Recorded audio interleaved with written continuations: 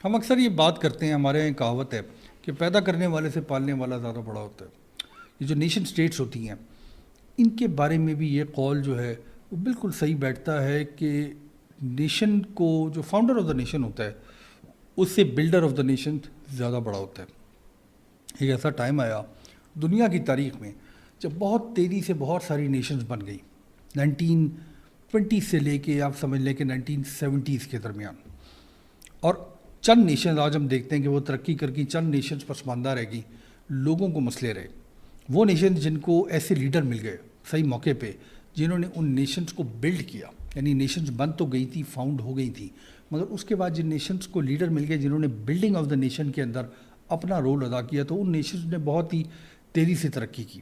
اور ہم یہ سمجھتے ہیں کہ فاؤنڈر آف دا نیشن ہر ملک ان کی عزت کرتا ہے، مگر یہ جو لوگ ہوتے ہیں جنہوں نے اپنی نیشنز کو بلڈ کیا، یہ انتہائی عظیم لوگ ہوتے ہیں۔ ان کی زندگی کے بارے میں پڑھنا چاہیے، کیونکہ یہ انتہائی زیادہ پریولیج پوزیشن ہے کہ ایک انسان فاؤنڈر آف دا نیشن بھی ہو اور بلڈر آف دا نیشن بھی ہو۔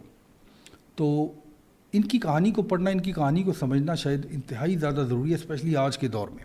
میرا نام عمران ہے اور میری سوچ میں خوش آمدید۔ آپ امیجن کریں ایک بہت ہی بڑا صحرا کے اندر اسکیٹرڈ ٹرائبز رہتی ہیں، بدو بستے ہیں اس صحرا کے اندر، اور سروائیونگ جو ہے ان لوگوں کا سب سے بڑا جو کام ہے وہ یہ کہ ہم نے اس دن کو سروائیو کیسے کرنے ہیں۔ ایک ایسی پلیس کو امیجن کریں جہاں پہ آمد و رفت کا ذریعہ، واحد ذریعہ جو ہے وہ اونٹ یا کیملز ہیں، سڑکیں کسی قسم کی نہیں ہیں، ایجوکیشن بالکل ہی نہیں ہے، اسکیٹرڈ لوگ ہیں چند جو پڑھے لکھے ہیں اس علاقے کے اندر۔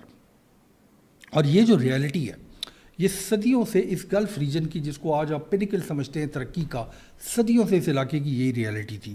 اس علاقے کی جو لینڈسکیپ ہے، شدید دھوپ اور صحرا جو ہے وہ اس علاقے کی لینڈسکیپ میں سب سے زیادہ ڈومیننٹ تھا۔ اور ایسے کیسے ہو گیا کہ ایک علاقہ جو فشنگ کے اوپر بلڈ تھا، ایک ایسا علاقہ جو پرل ڈائیونگ کے اوپر بلڈ تھا، جس کی اکانومی پرل ڈائیونگ سے چلتی تھی، آج جب ہم اس علاقے کو دیکھتے ہیں تو یہ ایک ٹرانسفارم ہو کے global hub of business, global hub of technology, global hub of culture کیسے بن گیا؟ اس کا جواب بہت ہی آسان ہے۔ اس کا جواب ایک آدمی، ایک انسان، ایک سنگل انسان کی زندگی کے بارے میں پڑھنے سے ہے، اور وہ یہ ہے کہ اس شخص نے جب صحرا کی طرف دیکھا تو اس کو آبسٹیکل نہیں، اپرچونٹی نظر آئی۔ This is the extraordinary life of Sheikh Zayed bin Sultan all نہیان، the founder of the United Arab Emirates and the builder of the United Arab Emirates۔ زندگی انتہائی مشکل حالات میں سٹارٹ کی انہوں نے۔ 1918 میں شیخ زید العین کے علاقے میں پیدا ہوئے، اور he was the son of the emir of Abu Dhabi.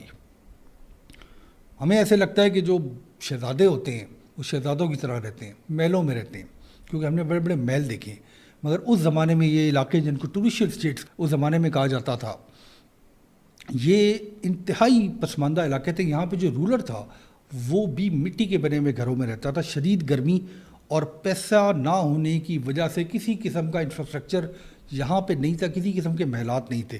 انتہائی سخت حالات کے اندر شیخ زید نے آنکھ کھولی، اور ان کی زندگی کا شروع جو ہے وہ العین کے شہر سے ہوا۔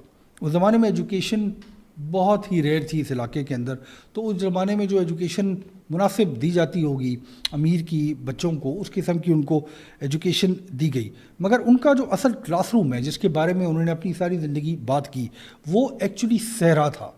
اور صحرا میں رہنے والے لوگ تھے، ان کی جو ہنگر تھی نالج کی، کہ میرا یہ جو زمین ہے، جس کی بادشاہت، جس کی سلطنت جو ہے وہ ہمارے پاس ہے، یہ زمین ایکچولی ہے کہ زمین میں لوگ رہتے کیسے، اس زمین میں گزارا کیسے ہوتا ہے۔ انہوں نے بچپن سے ہی یہ جو اس زمین کا کلچر ہے، اس کی جو ہسٹوریکل نالج ہے، اس کے بارے میں لوگوں سے ایجوکیشن حاصل کرنا شروع کر دی۔ یہاں پہ یہ جو امپورٹنٹ بات ہے وہ یہ کہ جو لوگ صحرا میں رہتے ہیں ان کے اندر ایک بہت ہی شدید ایک ان کی پرسنالٹی کا حصہ ہوتا ہے صبر کرنا، پیشنس۔ اس کی وجہ یہ ہوتی ہے کہ یہاں پہ کھیتی باڑی نہیں ہوتی، اور یہاں پہ کھانے کی تلاش کرنا، یہاں پہ شیلٹر کی تلاش کرنے کے لیے آپ کو پیشنس کی ضرورت ہے۔ یہ جو پیشنس ہے یہ آپ کو آج بھی اگر صحرا کے اندر آپ کو لوگ ملیں گے تو ان کے اندر پیشنس ہوگی۔ یہ پیشنس شیخ زید کی پرسنالٹی میں ڈیولپ کی گئی۔ اس کے علاوہ جو پیشن ہے صحرا کا، یہ بھی اسی زمانے میں ان کی پرسنالٹی کے اندر ڈیولپ ہوا. کہتے ہیں کہ شیخ زید نے اپنی بچپن میں ہی زمین سے بہت کچھ سیکھا، مگر اس کے علاوہ اس زمین پہ رہنے والے جو لوگ تھے، وہ لوگ جو ابو دھابی کی ایمریٹس کے اندر رہا کرتے تھے، مختلف ٹرائبز رہا کرتی تھیں، ان سے بھی بہت زیادہ سیکھا انہوں نے. یہ جو ایکسپیرینسز تھے ان کے بچپن کے، ایک پروفاؤنڈ سینس آف ڈیوٹی کے بارے میں شیخ زید اپنی ساری زندگی بات کرتے رہے. وہ یہ کہتے رہے کہ میری یہ بلیف ہے کہ لیڈر کا جاب جو ہے وہ لوگوں کو سرو کرنا ہے. جو اصل دولت ہے ایک لیڈر کی، وہ یہ ہے کہ اس کے نیچے جو لوگ رہتے ہیں، جن لوگوں کا وہ ذمہ دار ہے، وہ لوگ خوش رہیں، وہ لوگ ان کی جو ویل بینگ کا خیال ہے، وہ اگر ان کا امیر رکھ رہا ہے تو وہ امیر جو ہے وہ اصل دولت جو ہے وہ اس کے پاس ہے. دولت جو ہے وہ کیش کو نہیں کہتے. یہ جو کمیونٹی ہے، یہ جو کمیونٹی کی بلڈنگ ہے، لوگوں کو ساتھ لے کے چلنے کی جو عادت ہے، یہ شروع سے ان کے ساتھ تھی اور ان کی زندگی کے آخر تک یہ جو عادت تھی یہ ان کے ساتھ چلی. 1946 میں پہلا ان کو میجر رول دیا گیا امیر کی طرف سے، اور وہ رول یہ تھا کہ وہ رولر کے ریپرزینٹیٹیو تھے eastern region of Abu Dhabi کے. الین کے اندر ان کی بیس تھی، اور یہاں پہ جو اس زمانے میں جو برٹش فورسز کا، برٹش جو امپائر کا تھوڑا سا حصہ رہ گیا تھا، برٹش گورنمنٹ کا، ان کے سامنے جو ان کی لیڈرشپ کیپیبلٹیز تھیں وہ ٹرولی شائن کی. یہ وہ ٹائم تھا جب برٹش فورسز جو ہیں وہ اس علاقے کی سیکیورٹی کے اوپر مامور تھیں، اور یہ جو علاقے تھے ان کی اپنی کوئی فوج نہیں ہوا کرتی تھی. بہت ہی تھوڑے پیسوں سے انہوں نے اپنے علاقے میں الین کے اندر ایک اسکول بنایا، بہت ہی تھوڑے پیسوں سے ایک پبلک ہاسپٹل بھی بنایا گیا. مگر جو سب سے بڑا ڈپلومیٹک چیلنج ابو دھابی کو وہ آیا، وہ 1952 میں آیا، جب سعودی عرب کی فورسز نے ایک ولیج تھا وہاں پہ برائمی اویسس، اس پہ قبضہ کر لیا. اس قبضے کو چھڑانے کے لیے برٹش فورسز کے ساتھ شیخ زید نے ریزسٹ کیا سعودی عربین فورسز کو. اس کے علاوہ ڈپلومیٹکلی بھی انہوں نے کوشش کی کہ اس مسئلے کو حل کیا جائے، حالانکہ یہ مسئلہ کافی سال چلتا رہا ابو دھابی اور سعودی عرب کے درمیان. 1960s کے اندر تیل دریافت ہو گئی. یہ کہانی اب یہاں سے سب کو پتہ ہے کہ زمین کھودی گئی اور تیل نکل آئے اور ترقی ہو گئی، مگر اس کہانی کے ifs and buts بہت زیادہ ہیں. 1960 میں جب تیل دریافت ہوا تو شیخ شکبت جو شیخ زید کے بھائی تھے، بڑے بھائی تھے، وہ امیر تھے ابو دھابی کے علاقے کے. مگر شیخ شکبت کا جو طرز حکومت تھا وہ یہ تھا کہ جو پیسہ آ رہا ہے اس کو جمع کر لیا جائے، کسی قسم کی انفراسٹرکچر کی، ایجوکیشن کی ڈیولپمنٹ نہ کی جائے. کچھ عرصے میں ظاہر ہے کہ علاقے کے جو لوگ تھے جب وہ پیسے کو دیکھتے رہے، وہ یہ دیکھتے رہے کہ جو امیر ہے وہ بڑی بڑی گاڑیوں میں پھر رہا ہے اور علاقہ انتہائی پسماندہ ہے، تو تھوڑا سا ڈسینٹ ہوا. اور فائنلی 6 اگست 1966 کو جو اس زمانے میں جو برٹش ریپرزینٹیٹیو تھے ان سے بات چیت کے ساتھ، اور شیخ زید نے اپنے بھائی شیخ شکبت کو ڈپوز کر دیا. شیخ شکبت اور ان کی فیملی کو یورپ بھیج دیا گیا، اور فائنلی جو ہے شیخ زید کو اپوائنٹ کر دیا گیا as the new ruler of Abu Dhabi. میں آپ کو انٹرسٹنگ بات بتاتا ہوں کہ اس زمانے میں جو چند تصویریں ہمیں ملتی ہیں شیخ زید کی، وہ آئل ویلز کو بھی کھودتے ہوئے نظر آتے ہیں اپنے لوگوں کے ساتھ. وہ عام اوپن مجلس میں بھی بیٹھے ہوئے نظر آتے نہیں. ان کا جو طرز حکومت تھا، جو ان کو حکومت چلانے کا طریقہ تھا، وہ بڑا ہی ہینڈز آن تھا. لوگوں کے ساتھ مل کے وہ حکومت چلایا کرتے تھے. یہ پری ڈیٹ کرتی ہے بات یو اے ای کی فاؤنڈنگ سے، اور یہ وہ ٹائم تھا جب ابو دھابی کے علاقے کے اوپر شیخ زید کا انفلوئنس تھا. وہ امیر تھے اس علاقے کے، مگر ابھی یو اے ای کا اسٹیٹ نہیں بنا تھا، اور اس علاقے کی جو سیکیورٹی تھی وہ ایکچولی برٹن کے پاس تھی، یعنی برطانیہ کے پاس تھی. جو ٹرننگ پوائنٹ آیا اس علاقے کی تقدیر کے اندر وہ 1968 میں آیا. برٹن نے یہ اناؤنس کیا کہ وہ اپنی ملٹری اور اپنی پولیٹیکل سپورٹ ان علاقوں سے ہٹا رہے، یعنی عربین گلف سے. اور انہوں نے یعنی برٹن نے اعلان کیا کہ 1971 وہ سال ہوگا جب برٹن کمپلیٹلی اپنی فوج کو واپس بلا لے گا، اپنے پولیٹیکل ریپرزینٹیٹیوز کو اس علاقے سے واپس بلا لے گا.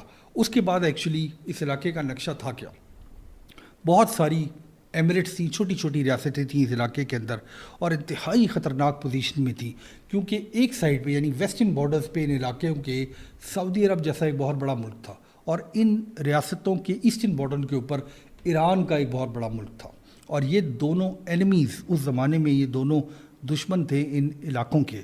اور اس مسئلے کے اندر چھوٹی چھوٹی ریاستوں کا ہونا انتہائی زیادہ خطرناک تھا، اسپیشلی جب برٹن جو ہے وہ اپنا ہاتھ ان ریاستوں کے اوپر سے اٹھانے لگا تھا.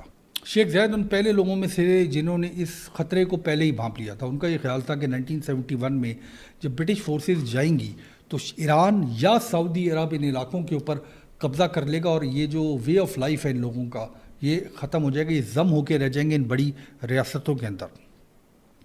تو جب یہ برٹش کی طرف سے اعلان کیا گیا برٹن کی طرف سے کہ وہ 1971 میں جانے لگے ہیں, تو شیخ زید نے کوئی ٹائم ویسٹ نہیں کیا اور وہ جو ملکہ ریاست تھی ابو دھابی کے ساتھ, دبئی کی ریاست, وہاں پہ انہوں نے ٹریول کیا. اس زمانے میں دبئی کے جو رولر تھے شیخ راشد بن سعید المختوم, ایک انتہائی عظیم لیڈر جن کے بارے میں ہم سبسیکوینٹلی بات ضرور کریں گے, ان کے ساتھ میٹنگ ہوئی ان کی. اور فائنلی 18 فیبروری 1968 پہ یہ جو بارڈر کا علاقہ تھا جہاں سے آج شیخ زید روڈ گزرتا ہے, جو روڈ ابو دھابی اور دبئی کو جوڑتا ہے, جہاں پہ یہ بارڈر ہے وہاں پہ ایک ٹینٹ لگایا گیا. اور یہ جو دو بڑے لیڈر تھے یعنی شیخ زید بن سلطان ال نہیان اور شیخ راشد بن سعید المختوم آف دبئی, انہوں نے یہ اگریمنٹ کیا کہ ہم ابو دھابی اور دبئی کو جوڑ کے ایک ریاست بنا لیتے ہیں.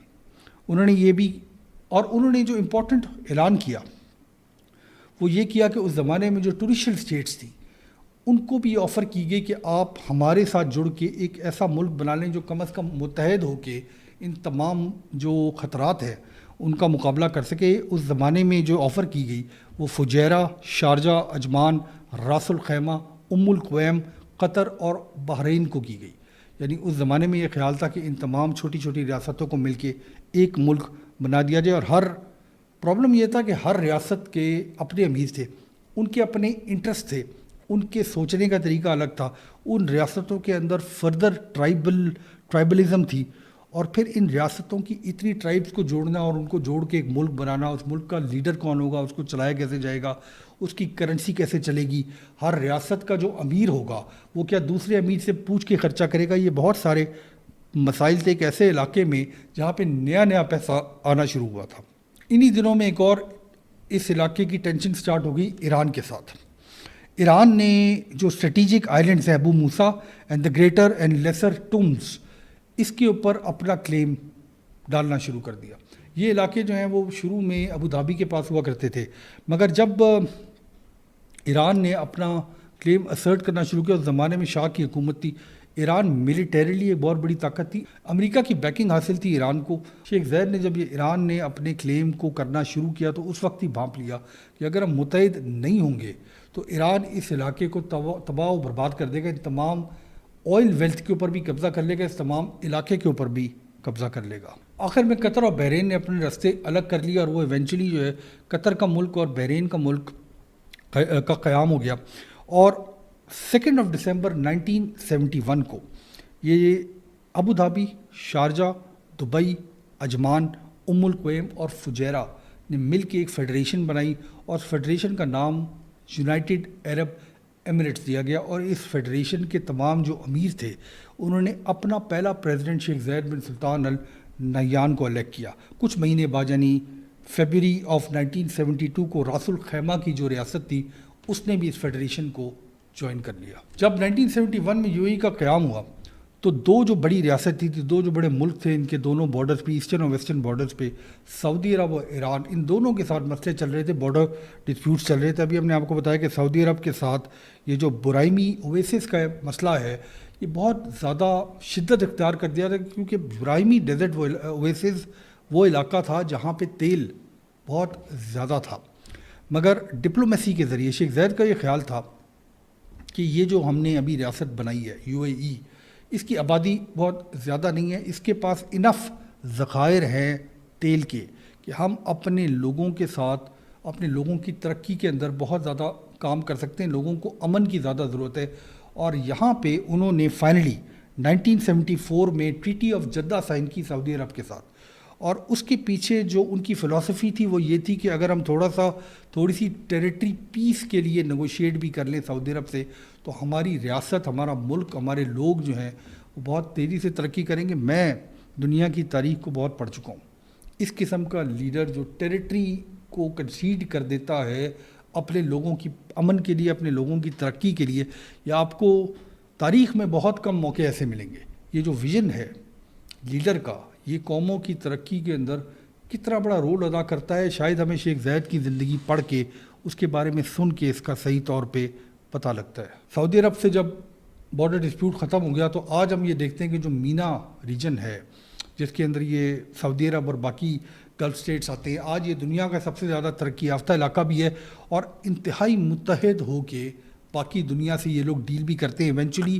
اس ڈسپیوٹ کو ختم کرنے کی وجہ سے اوپیک کا قیام بھی عمل میں لایا گیا، اور اس کی وجہ سے یہ جو آئل ویلتھ ہے، یہ جو biggest shift in wealth in the history of the world, کہ ویسٹ سے سب سے زیادہ جو شفٹ ہوا پیسے کا یو اے ای اور مڈل ایسٹ کے اندر، یہ اس 1974 کی جو ٹریٹی تھی، دا ٹریٹی آف جدہ، اس میں ابو دھابی نے علاقہ کنسیڈ کیا سعودی عرب کو، یہ اس ٹریٹی کی وجہ سے ایونچولی جو ہے وہ اوپیک کا بھی قیام ہوا، اور اس کے بعد مینا ریجن کا بھی قیام ہوا۔ جو ایران کے ساتھ پرابلم چل رہے تھے ابو موسیٰ اور گریٹر اینڈ لیسر ٹومز کے علاقے کے بارے میں، یہ ویسے آج تک ان ریزالوڈ، اور ایران وقتاً فوقتاً دھمکیاں لگاتا رہتا ہے یو اے ای کو کہ یہ علاقے جو ہے یہ ایران کا حصہ ہے۔ ان علاقوں کو ایران نے 1971 میں آکیوپائی کر لیا تھا، اور یو اے ای کا کلیم ہے کہ یہ تمام علاقے یو اے ای کا حصہ ہیں، اور ایران اس کے اوپر اللیگلی ایران نے اس کو آکیوپائی کیا ہوا ہے۔ 1971 میں بارڈر ڈسپیوٹس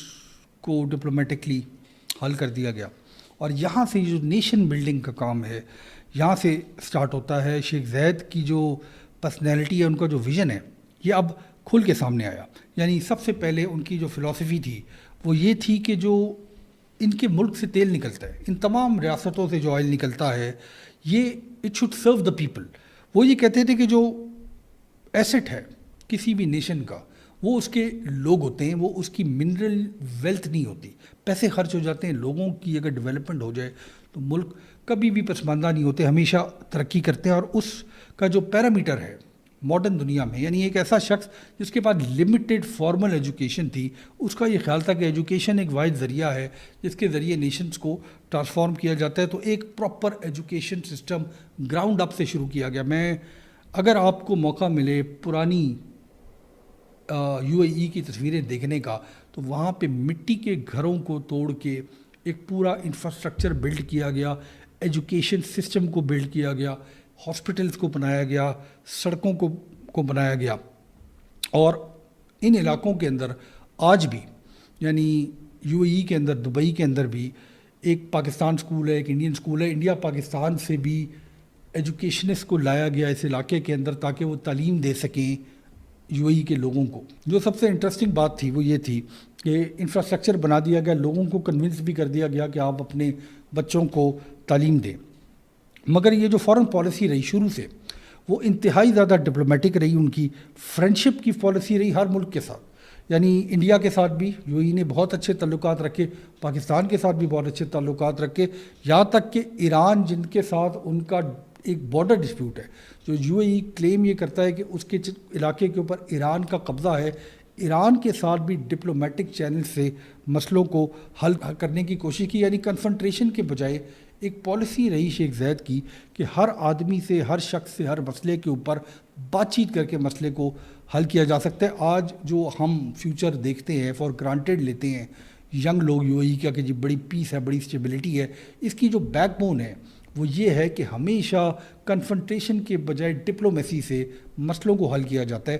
اور اس لیگیسی کو شیخ زید کے بعد آنے والے تمام رولرز یو اے ای کے، انہی کی اس ڈپلومیسی کی لیگیسی کو لے کے آج بھی چل رہے ہیں، جس کی وجہ سے اس علاقے کے اندر اتنا زیادہ امن ہے۔ شیخ زید بن سلطان ال نہیان نے یو اے ای کو، یونائٹڈ ایمریٹس کو 33 سال 33 ایئرز رول کیا۔ 2004 میں ان کی ڈیتھ ہوئی۔ شیخ زید کی جو لیگیسی ہے، یہ کوئی بڑے بڑے دبئی کے اور ابو دھابی کے شہر نہیں ہیں، کوئی آئل ویلتھ نہیں ہے۔ ان کی جو لیگیسیز ہیں وہ ویلیوز ہیں جن کو آج ہم اس نیشن کے اندر دیکھتے ہیں۔ فادر آف دا نیشن ان کو کہتے ہیں، دبئی میں، یو اے ای میں، فجیرہ میں، ان تمام ایمریٹس کے اندر فادر آف دا یو اے ای سمجھا جاتا ہے۔ مگر اس کے علاوہ ایک پروفاؤنڈ سینس آف گریٹیٹیوڈ ہے جو آپ دیکھتے ہیں آج یو اے ای کے سٹیزنس کے اندر، جو یو اے ای کے رہنے والے ہیں، وہ ایک پروفاؤنڈ سینس آف گریٹیٹیوڈ سے یاد کرتے ہیں شیخ زید کی لیگیسی کو۔ یہ جو ٹالرنس ہم دیکھتے ہیں اس علاقے کے اندر، ایک یونیک ملٹی کلچرلزم ہے۔ کسی بھی مڈل ایسٹ کی ریاست کے اندر ہم یہ نہیں دیکھتے کہ اس طرح ملٹی کلچرلزم کو ہر مذہب کو، ہر قسم کے آدمی کو، ہر قسم کی ٹریڈیشن کو ایکسیپٹ کیا جائے ایک ملک کے اندر. چند ایسے علاقے ہیں پوری دنیا میں جن کو آپ یہ سمجھ سکتے ہیں کہ ایک طرح کا پریشر روم ہے، جہاں پہ آپ دنیا کی کلچرز کو مل کے دیکھتے ہیں اور آپ دیکھتے ہیں کہ اس کا نتیجے میں ایکچولی ہوتا کیا ہے. پاکستان انڈیا ایک یونیک ایگزامپل ہے کہ یہ ایسے ملک ہیں جو پچھلے 78 سال سے لڑے ہیں آپس میں. اور دبئی اور یو اے ای کا جو علاقہ ہے، ابو دھابی کا، جو ایک بہت ہی چھوٹے سے علاقے کے اندر بہت بڑی تعداد میں millions of Indians and Pakistani رہتے ہیں، پیس اینڈ ہارمنی کے اندر رہتے ہیں. مجھے ایسے لگتا ہے کہ جب آپ آج کے یو اے ای کو دیکھتے ہیں تو آپ کو شیخ زاید کا جو ویژن ہے کہ ایک ایسا علاقہ جہاں پہ لوگ پیس میں رہیں، ہارمنی میں رہیں، ترقی کریں، زندگی اچھی گزاریں، اور وہ لوگ جو زندگی اچھی گزارتے ہیں وہ لڑتے نہیں ہیں آپس میں. تو اس کا ایک پرفیکٹ ایگزامپل جو ہے وہ یو اے ای کا علاقہ ہے، جہاں پہ آپ پاکستان انڈیا کے لوگوں کو دیکھتے ہیں جو مل کے بھی رہتے ہیں، اور بہت ہی کم ہم یہ سنتے ہیں کہ کسی قسم کا بڑا ڈسپیوٹ ہو ان لوگوں کے بیچ میں. یہ جو 200 نیشنلٹیز کہتے ہیں کہ یو اے ای کے اندر بستی ہیں، 200 نیشنلٹیز، چھوٹا سا علاقہ یو اے ای، چند شہر ہے یہاں پہ. شیخ زاید کہا کرتے تھے کہ جو رولر ہوتا ہے، بادشاہ جو ہوتا ہے، امیر جو ہوتا ہے، اس کے اور اس کے لوگوں کے درمیان کسی قسم کا بیریئر نہیں ہونا چاہیے. ان کی مجلس اپنے لوگوں کے لیے ہمیشہ کھلی رہی. ان کا یہ خیال تھا کہ جو ڈائلاگ ہے، جو بات چیت ہے، جو عوام کا نقطہ نظر ہے، وہ ہمیشہ لیڈر کو ڈائریکٹلی پتہ ہونا چاہیے. اس کے اور اس کے عوام کے بیچ میں کوئی لوگ نہیں ہونے چاہیے، کسی قسم کا پروٹوکول نہیں ہونا چاہیے. آج بھی ہم یو اے ای کے اندر دیکھتے ہیں کہ ان کے جو آج کے کرنٹ لیڈرز ہیں وہ بھی آپ کو سڑکوں پہ، مالز کے اندر جگہ جگہ نظر آتے ہیں. یہ جو بلڈر آف دا نیشن ہے یو اے ای کا، یہ اس کی لیگیسی ہے جس کی وجہ سے آج یو اے ای اتنی تیزی سے ترقی کر رہے ہیں. ایک نخلستان میں پیدا ہونے والا نوجوان، ایسے علاقے میں جہاں پہ پیسہ بھی نہیں تھا، ایجوکیشن بھی نہیں تھی. ایک انکریڈیبل سٹوری ہے یو اے ای کی، شیخ زاید کی. اس انکریڈیبل سٹوری کو سننا اور سمجھنا انتہائی زیادہ ضروری ہے کہ جو ملک ترقی کے راستے پہ نہیں چلے وہ غلطیاں کہاں پہ ہوئیں. اور اس کی سب سے بڑی غلطی یہ ہے کہ دنیا کے زیادہ تر ملکوں کو فاؤنڈر آف دا نیشنز مل گئے، ایسے لوگ جنہوں نے ان ملکوں کو بنایا، مگر بلڈر آف دا نیشنز نہیں ملے. اور یہ جو بلڈر آف دا نیشن ہوتا ہے، یہ آپ کے ملک کی سوچ کو بھی صحیح کرتا ہے، یہ آپ کے ملک کے انفراسٹرکچر کو بھی صحیح کرتا ہے، اور آپ کے فیوچر کو بھی صحیح ڈائریکشن دے کے جاتا ہے. شیخ زاید یہ کہتے تھے کہ the real spirit behind the progress is the human spirit, the able man with his intellect and capabilities. یعنی جو ریئل اسپرٹ ہے کسی بھی ترقی کی، وہ انسان کی اپنی اسپرٹ ہے، انسان کی اپنی سوچ ہے، انسان کی اپنی طاقت ہے. ایک آدمی جو کیپیبل ہو، اور اس کا انٹلیکٹ اور اس کی ہمت اور اس کی ویژن جو ہے وہ نیشنز کی بھی تاریخ چینج کر دیتا ہے اور دنیا کی بھی تاریخ چینج کر دیتا ہے. بہت شکریہ.